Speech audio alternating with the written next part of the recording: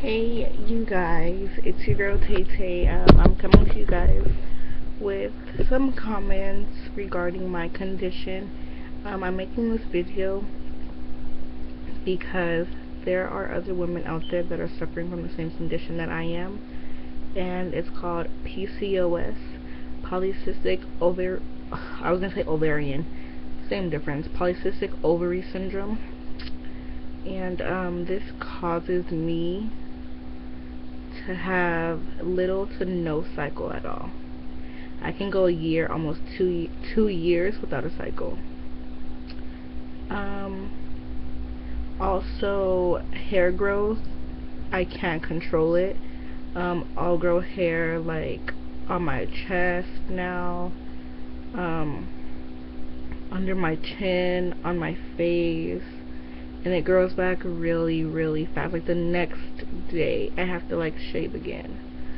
And that goes for hair growth on my legs and etc. My armpit, not my armpits really, mainly my face and my chest.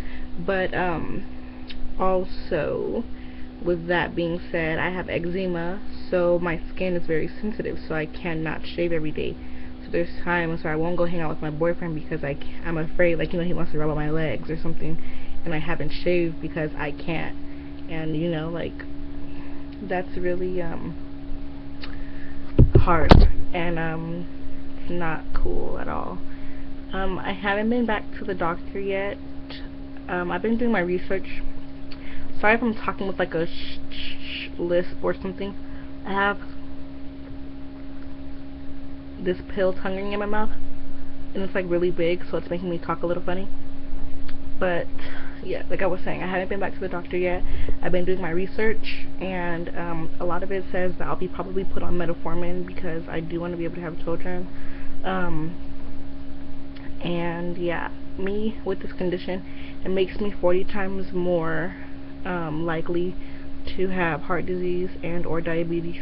And if diabetes runs in your family, then it's more likely than 40% that you receive it if you also have PCOS.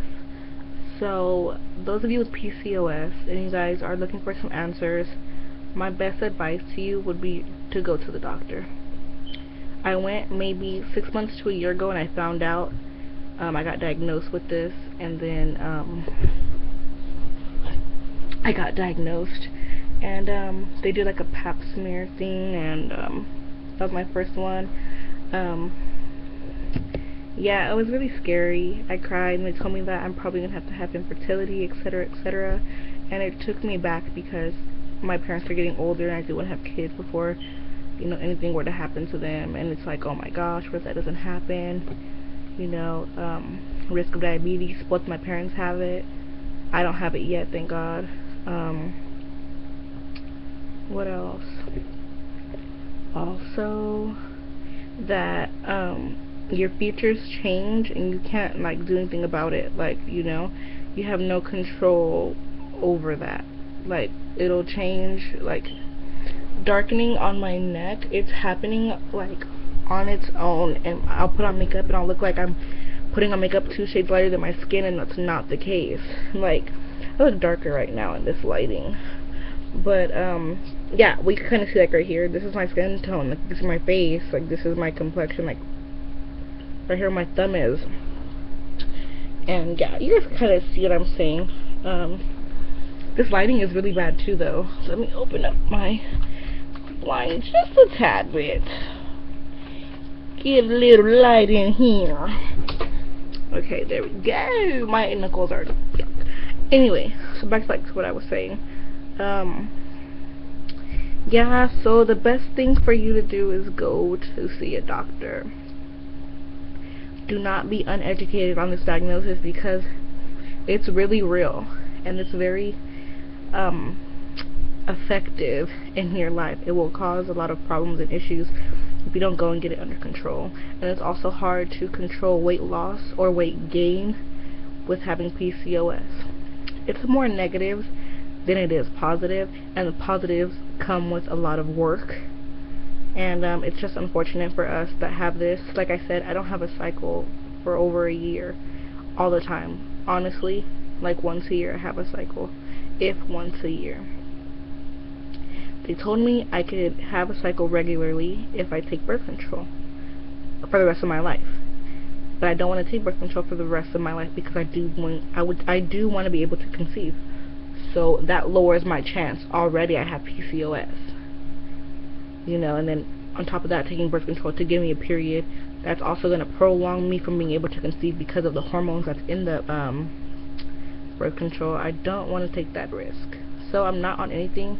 I just don't have a cycle. I need to find out if my eggs still drop. I need to find out a lot of more information. And I heard on metformin that they'll just drop. So there's a more likely chance of you getting pregnant, etc., etc. I want to be an advocate for this because the hair growth and all that stuff is uncontrollable, and you get a lot of problem areas like on your face, darkening. A lot of negative things come with this, and it's like, okay, once the damage is done, it's done. So I want to be an advocate for this. I want to find out if I have insurance, I have medical insurance. You know, I go to Kaiser, and I have the option to go anywhere really. But and for those of you who don't have it, I'm sorry and it's unfortunate, and hopefully you guys can do the best that you can do to get assistance. But those of you who do have good insurance, I want to know if this could be under some sort of, like for like hair laser removal, that should be covered under it, because this does affect you emotionally, physically, your everyday life. It affects you. It takes a toll on you. You're not who you are. You know, you're not yourself at all. So that should be considered a thing. What is it called? I forgot what it's called, but it should be under the list that says, okay, well, she could get this surgery done, and she don't have to pay. Her insurance will cover it because XYZ. You know, what else? Yeah, pretty much like the surgeries or the treatments, like for the hair or for, you know, your skin damage that gets messed up, because everything goes so terribly bad. Like, my confidence has went down so low. Like, when my boyfriend wants to touch my face, I freak out. It's just terrible. Like, acne, it's ridiculous, and you cannot control it because of this condition. And it's not fair. It's not, I mean, like, you know, who's to say what's fair? But if there's things that could be done to help rebuild who we were before we got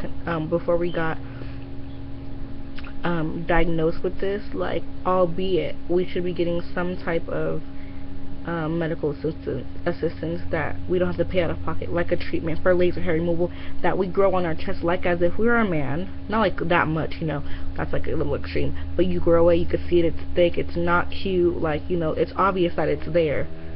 So in situations like that, you don't even want to wear a low-cut shirt. You don't want to wear anything that exposes this area. Like, it's so, like, ew. I just cannot stand it. I don't know what to do with myself.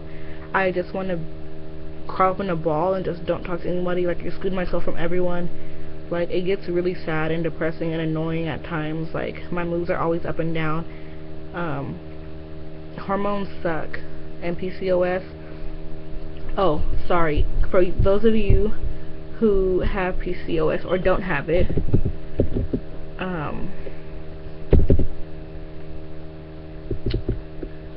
let me get something for you guys. Okay, it's Polycystic Ovary Syndrome. It's a condition in which women has imbalance of female sex hormones. This may lead to menstrual cycle changes, cysts in the ovaries. I have cysts in my ovaries, by the way. Trouble getting pregnant, and other health changes. Causes. Let's look at some of the causes.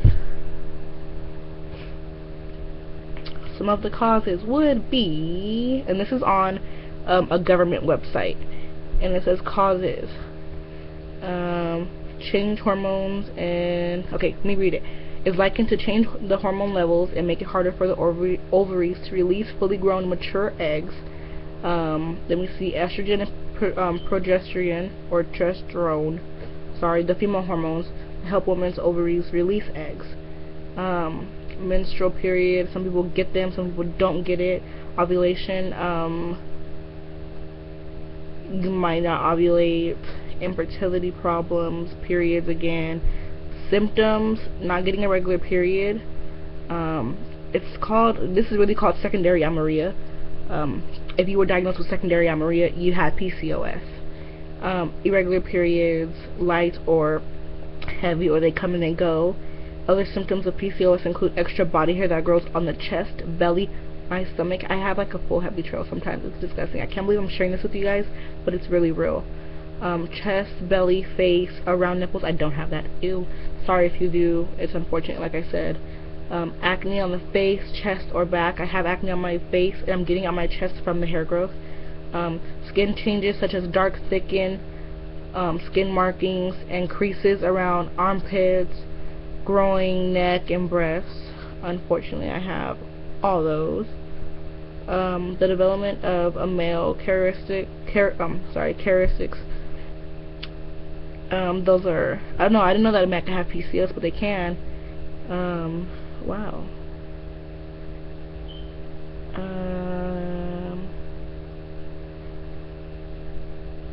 Yeah, wow, okay. Yeah, so it's a lot. And let me read some of you guys of the conditions in the women: high blood pressure, high cholesterol, diabetes, estrogen levels, LH levels, FSH levels are all off. But those, you'll get tested for those. Blood tests, that's another test you would get. Fasting glucose, other tests that you would receive. Pregnancy tests, thyroid. I have high thyroid, whatever the heck that is. You might get a vaginal ultrasound, look at your ovaries, pelvic laparoscope, whatever. Don't know how to say that word, sorry. Yeah, treatment: cholesterol, high blood pressure. It says, I'm not going to sit here and read all of this for you guys. Complications: likely to develop endometrial cancer, infertility, and breast cancer. Slightly increased risk under breast cancer. And this is on PubMed Health. This is a U.S. National Library of Medicine, the world's largest medical library. Yeah, and it's a government website. So yeah, this is all real information.